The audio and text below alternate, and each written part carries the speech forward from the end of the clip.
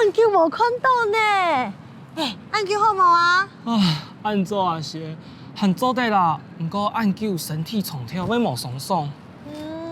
躺起來唔係當好呢，讓我按用型哦。因為我要準備考試，鼓手重跳我也讀書，還有實習呀。哈，按用的習慣哦，對身體傷害動態呢。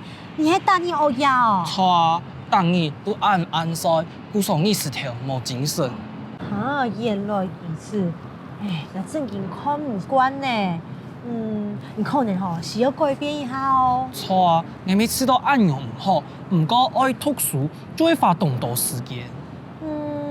咁你就調整一下時間嘛，就像卡走就會食呀，卡走就會睡冇。你講得錯，愛先有好嘅身體，才會有體力讀書。還要記得咯，唔好搶呀，爭是小呀，爭睡冇哦。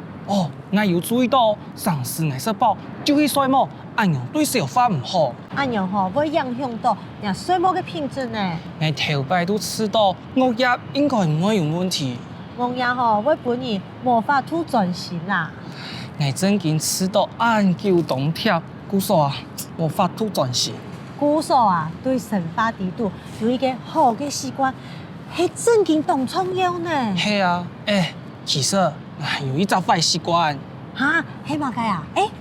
你做得強下上課啊，咁有較好嘅記憶方式啦。就係啊，我從頭會緊讀書，緊看書記嘅。哈，咁而家用詞看啊，老書記嘅，相對看唔到，也係較熱嘅素材咧。有啊，不過我還係會專門係去拿書記嘅來看。考試期冇簡單。咁你做得詞看啊，tomato 工作法。你係乜嘅方法？我冇聽過呢。就會喊聽25分鐘，按呢你就對亞嘅時間低度專心讀書啊。建議15分鐘到咧，我用幹啥？咁就做得利用5分鐘嘅時間，告訴佢嘅也歇困咯。鼓手就變成係做得告訴佢嘅，不過係有控制嘅教，係冇？係啊。就按用重新開始做300到400，就做得歇困15分鐘哦。你這個方法輕鬆以後呢，你做得吃困難哦。錯啊，按用長時間做下來慢慢就會變到一種好習慣哦。我見話到長時間讀書都難，不過用這個方法輕鬆，他唔會按辛苦呢。